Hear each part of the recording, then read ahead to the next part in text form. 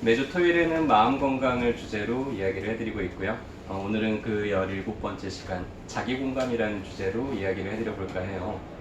마침 남성분들이 많이 계시는데 남성분들이 좋아하는 거 있죠.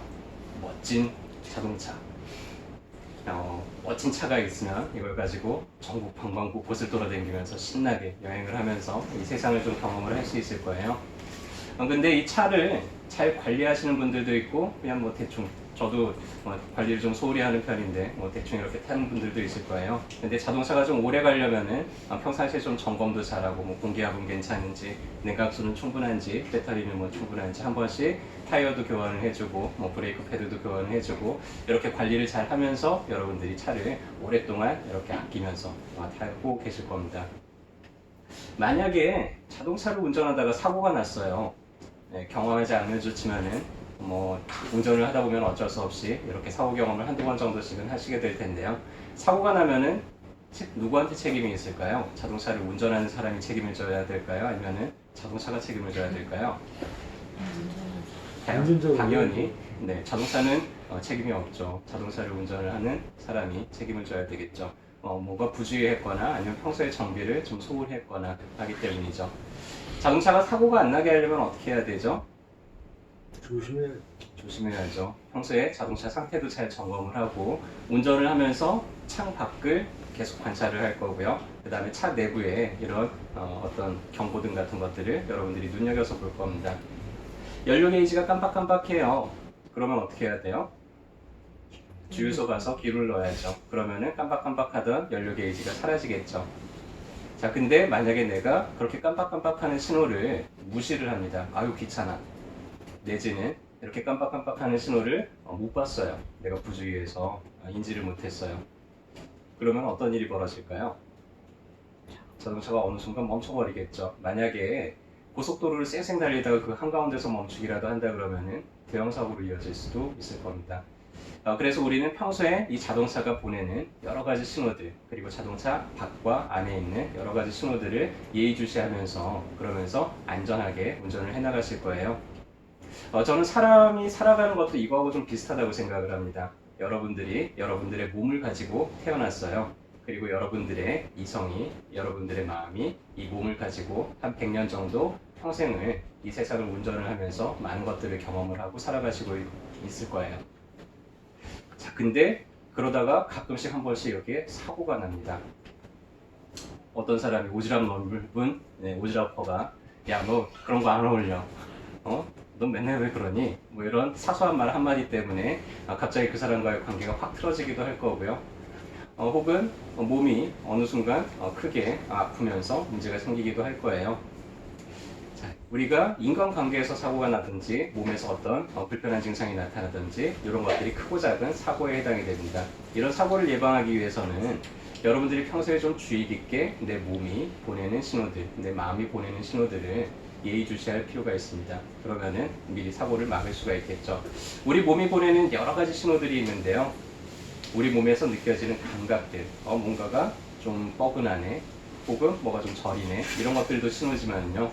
우리 마음이 보내는 여러 가지 신호들이 있습니다. 여러분들이 느끼고 있는 느낌과 여러분들이 이 순간 경험하고 있는 이런 감정들도 내 마음과 몸이 보내는 신호들이에요. 여러분들이 어떨 때는 좀 서운한 느낌이 들 수도 있고요. 어떨 때는 좀 심심할 수도 있고, 어떨 때는 좀 외로울 수도 있고, 어떨 때는 좀 화가 날 수도 있을 거예요. 여러분들 그런 감정을 느낄 때 어떻게 해소를 하시나요? 그냥 아유 몰라 귀찮아 왜 내가 이런 감정을 느끼지? 이런 감정을 느끼는 자체가 너무 불편하니까 외면을 하기도 할 텐데요. 근데 여러분들이 무언가 이런 강렬한 느낌이나 감정을 느낀다는 거는요, 우리 몸과 마음이 나에게 무언가를 신호를 보내고 있는 거예요. 마치 연료 게이지가 깜빡깜빡 하듯이 뭔가 지금 이 순간 여러분들이 좀 채워야 될 게 있다라고 얘기를 하고 있는 겁니다. 자, 그래서 오늘은 인간관계에서 사고를 막을 수 있는 한 가지 팁을 좀 알려드릴 텐데요. 우선은 이 상황을 분석하려고 하지 마시고요. 이 순간 여러분들이 느끼고 있는 느낌이나 감정이 어떤지 한번 집중을 해보는 겁니다. 제가 좋아하는 심리학자 중에 빅터 프랭클이라는 사람이 있는데요. 이 사람은 유대인이에요. 제2차 세계대전 때 독일군한테 붙잡혀서 수용소에 몇 년 동안 있었는데 많은 사람들이 죽었지만은 이 사람은 끝까지 희망을 잃지 않고 거기서 살아남았다 그래요. 매일같이 자기의 루틴을 지키면서 그러면서 이 하루하루가 그럼에도 불구하고 나한테 주는 의미가 무엇인지를 끊임없이 숙고를 하면서 긍정성을 유지할 수 있었다고 그러고요.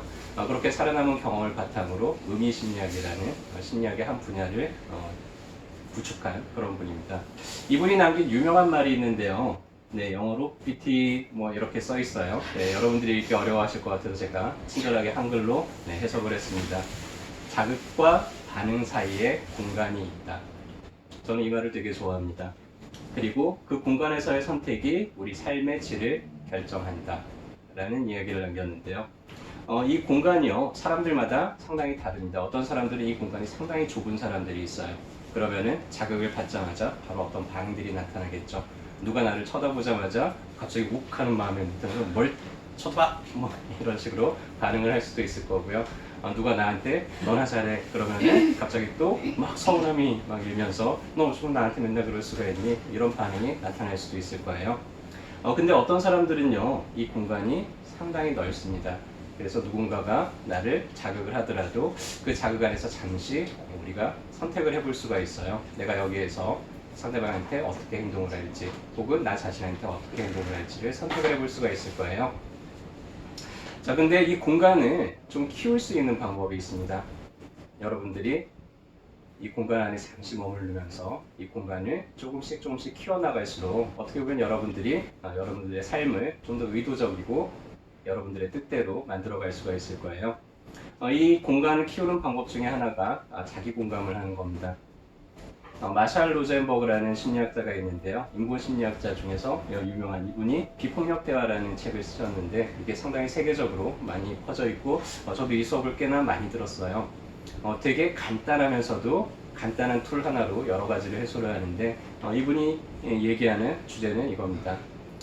생각보다는 관찰을 하고 그 다음에 판단하기보다는 느낌에 집중하고 그 다음에 방법보다는 실제로 욕구가 무언지에 더 집중을 하면서 강요를 하기보다는 상대방에게 부탁을 하고 툴을 연습을 시키면서 상당히 많은 문제들을 이 간단한 툴로 해결을 하고 있어요. 여러분들 이 세상에서 제일 소중한 사람이 누굴까요? 나 자신이죠.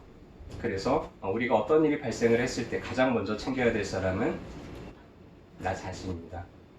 그래서 내 스스로를 챙기는데 내 스스로의 느낌과 내가 원하는 게 무엇인지를 명료하게 깨달아갈수록 여러분들 자신하고 조금 더 친해질 수 있고요. 여러분들의 사고를 막을 수가 있을 거예요.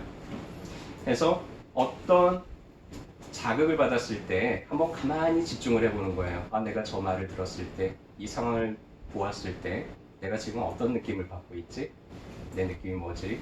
그리고 그 느낌이 일어나는 자동차에서 갖가지 신호들이 올라오고 있는 것처럼 내 몸과 마음에서 올라오는 그 신호에 집중하면서 이 신호는 나에게 무엇을 채우라고 하는 것일까?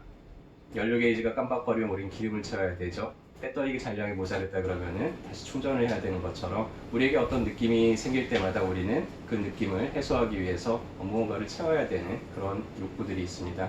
이때 내가 채워야 될 욕구가 무엇인지를 가만히 집중을 해보는 거예요. 근데 그렇게 하는 것만으로도 이 공간이요 상당히 넓어지면서 우리가 외부에 있는 자극들을 보다 좀 편안하게 대처를 할 수가 있을 거예요. 말로만 설명하니까 좀 어렵죠. 네, 그래서 간단한 예시를 몇 가지 준비를 했습니다. 혹시 여기 계시는 분들 내가 정말 듣기 힘들어하는 말 혹시 그런 거 있으세요? 나는 이 상황만 보면 내지는 난 이런 말을 들으면 너무나 힘들어 이런 거 혹시 있으신가요? 네. 저는 네가 뭘 알아 이런 얘기를 들으면은 어렸을 때 되게 많이 막 욱했어요. 왜냐면은 제 스스로 제가 잘 모른다는 생각을 감춰놓고 있었는데 누가 그거를 이제 막 들키는 것 같아서 오히려 막 더 안척을 하고 그러기도 했었는데요. 저한테는 그런 말들을 들으면은 쉽게 반응이 좀 올라오곤 했습니다. 이런 말에 반응하는 분들도 많을 거예요. 야, 너 그렇게밖에 못하니? 이런 말 들으면 여러분들 어떻게 하세요? 어떤 분들은 그럼 너나 잘하지. 너무 똑바로 하는 게 있어 상대방을 공격을 하기도 할 거고요. 어떤 분들은 이런 말을 듣자마자 역시 난 안 되나 봐. 나 왜 이거밖에 안 되지? 라는 분들도 있을 거예요. 그리고는 절망감에 빠지거나 혹은 인간관계에서 트러블을 일으키게 될 겁니다. 그때 이 말을 듣고 반응하기 전에 여러분들의 공간 안에서 잠깐 자기 공감을 해보는 거예요. 자, 이 말을 들으니까 어떤 느낌이 날까요? 조금 당황스러울 수도 있을 거고요. 좀 서운할 수도 있을 거예요.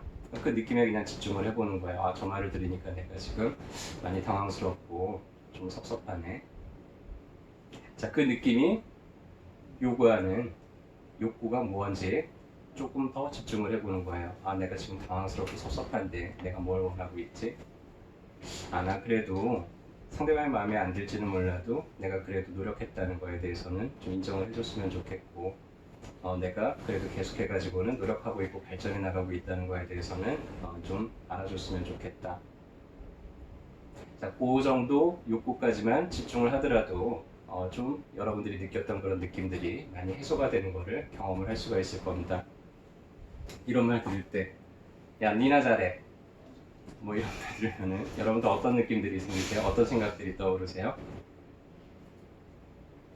뭔가 막 되게 화가 나기도 하고 그런 길을 똑바로 하라 그랬잖아 뭐 했기도 할 거고요. 아, 또 내가 괜히 또 그랬어 싶은 자책이 들기도 할 텐데요. 그러기보다는 그 말을 들었을 때 들리는 느낌에 좀 더 집중을 해보는 거예요. 너나 잘해 라는 얘기를 들으니까, 저 얘기를 들으니까 어떤 느낌이 느껴질까요?